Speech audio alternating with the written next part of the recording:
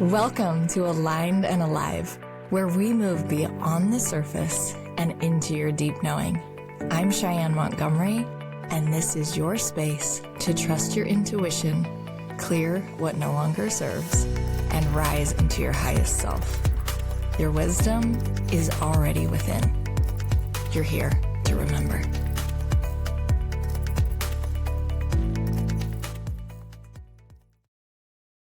Hello, full beings. Welcome to another episode of Aligned and Alive.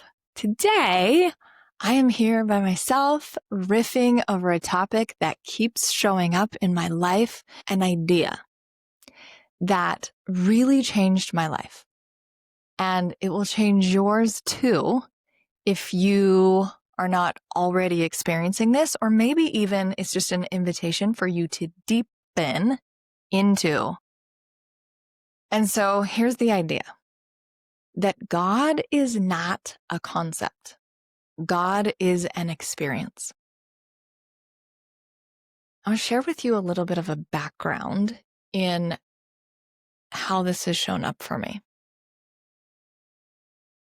I think we should start in the beginning, which is where I was raised. I grew up in the middle of absolutely nowhere. There wasn't a whole lot of people. There was me and my immediate family and nature and animals. And I felt from the time I was very small connected to divinity. I felt very held by the divine. And at 6, my parents got divorced and I moved into a little bit more civilization. And by 8, my mom got remarried, and I want to share with you what is being developed at 8. There is a part of our protection system that gets developed at 8, and it is the judge. And the judge is all about, I'm going to judge you before you judge me so that I can stay safe.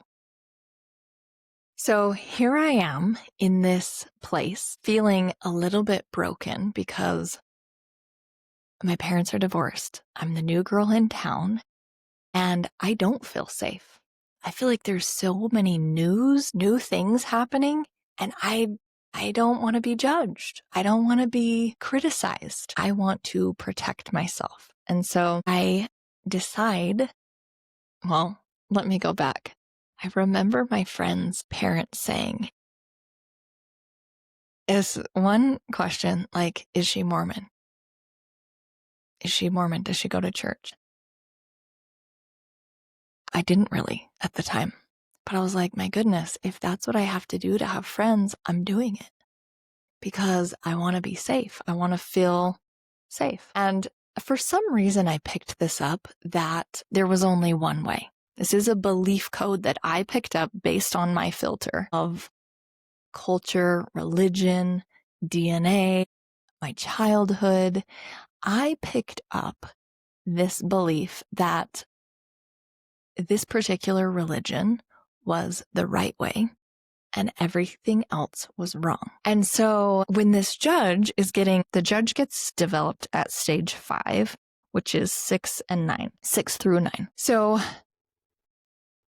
this is what I'm seeing in where I grew up, is that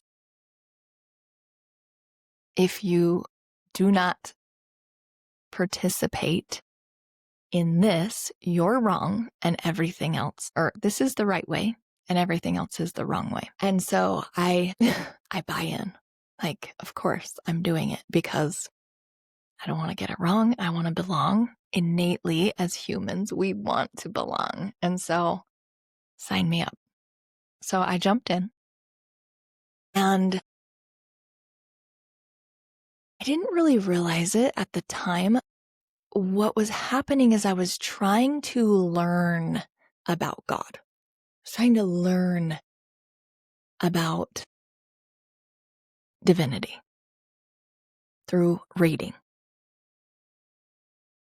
And what I have realized from looking back on that and really trying, like following all the steps, doing everything that I was told, was And then reflecting back on my life and the experiences when I have felt closest to God, supported by the divine.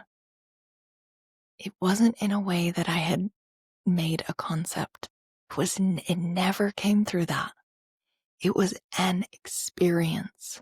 It was feeling and knowing God in my body, feeling peace, experiencing it. And I think the reason that this is so important to talk about right now is because there is an active war upon women and their bodies. And if it does not feel safe for us to be in our bodies, we can't experience the divine. If we're always living in our heads as the judge, what are people thinking about me? What are they saying about me? Maybe we're saying it about them. Maybe we're making judgments about other people. It prevents us from living in our bodies and experiencing God. And so, how do we really get in our bodies? The first way is by getting present, connecting to our senses. What do I smell? What do I hear? What do I taste? What do I feel? What do I see?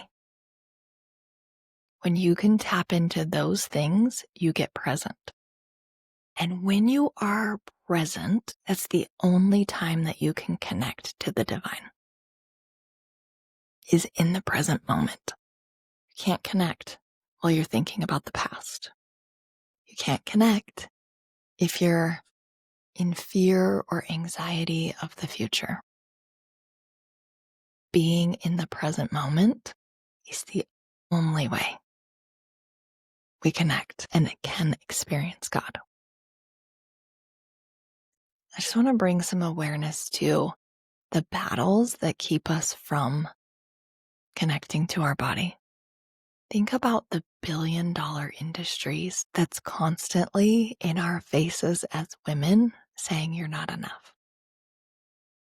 The beauty industry, always something that's right here that's like, if you only looked younger, if this was a little tighter, if that was a little smaller, right?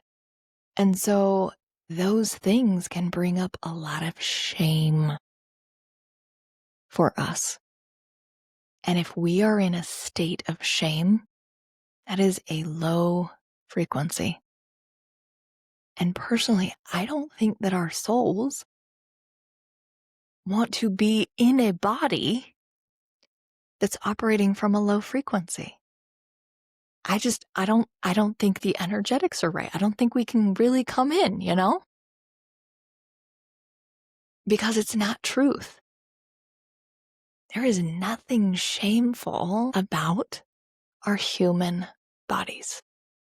There's nothing wrong with them. And so that is one way that we are pulled out of or kept from embodiment and being able to experience how things feel, how divinity feels. And we're thinking like, what do we need to be? Who do we need to become to experience God? No, you don't need to become anything. It's already here. It's already within. You feel it. Can you recognize it? You recognize that feeling. This is such a powerful transition. This is one reason why I love breathwork so much, is because it helps us quiet our busy minds. And you remember the purpose of the mind. The whole purpose of the mind is to keep us safe. The mind is working overtime to keep us safe. But what if we allowed the heart to lead? Okay, so you've probably heard of the chakras. There's 7 chakras. The top 3 chakras are spirituality. And then we have the heart. And the heart connects the spiritual with the physical. So the heart is the meeting place. And I like to visually think about this like the top 3 is the feminine, body, the seeing, the intuitive, the knowing. Okay. And then we have the physical, which I see as the masculine. And so we've got the feminine and the masculine, and they meet in perfect balance and perfect unity in the heart. When we are anchored in our heart, that is when we experience God in this perfect balance, this perfect union right here in the heart. In order to get into the heart, we have to bypass the mind, the busyness of the mind, safety, control, and what other people think, and holding on to the faith that God speaks to us. And we are 100% capable of feeling and experiencing the divine. Not as an idea, not as a thought, not as a to-do list or a logical linear plan, but in every little moment, coming home to the body, being present. And what does that look like? It looks like being so present that you start a conversation with someone in the line at the grocery store, and they say something to you that was exactly what you needed to hear. Or there was a connection that was exactly what you were looking for. Finding and experiencing God in the sacred moments of our everyday life. During this season, our attention is attuned more to the love of the saint. Also really easy to get distracted by the commercialized keeping up with everyone else. What are they doing? That we miss the magic in the connections of everyday life. Maybe it's in the generosity. Maybe it's in being guided to who needs a little extra magic or connection right now. Really tuning into how God can use you as a tool to reflect his love to other people, because it is an experience. That's what's so special about this time of year, is we're experiencing it more. But what if we could experience it all the time? Because our eyes are tuned to see it. Our minds are quiet. We can see it and can bring awareness to all the ways that we're carrying shame. And we start to do the work to eradicate shame, to change the relationship we have with our bodies. That's what I see in the world, is women that no longer see their bodies as the enemy, but as the ally, that experience God through their bodies, the vehicle for the soul. And there are so many places that we see rituals to be able to get really present and experience God, creating more experiences for people to feel God. I think that's what we need right now in humanity, is more experiences to feel God. Not learn about it, not try to avoid the fullness of God, making mistakes, making love to the messiness and that feeling the sadness and being able to hold all of it. Not just the highs, feeling all of it. My invitation to you is, can you slow down enough to feel the divine. Because God is not understood. He is experienced. And right now is the perfect time, with all of the lights and the smells of Christmas and family and friends, that we really get to be present. It's really easy to get present with all of the beauty and all of the magic. We get to bring it into our awareness and be super intentional in order to fully experience it. The greatest spiritual leaders aren't the ones who know the most about God. They're the ones who have learned to experience Him.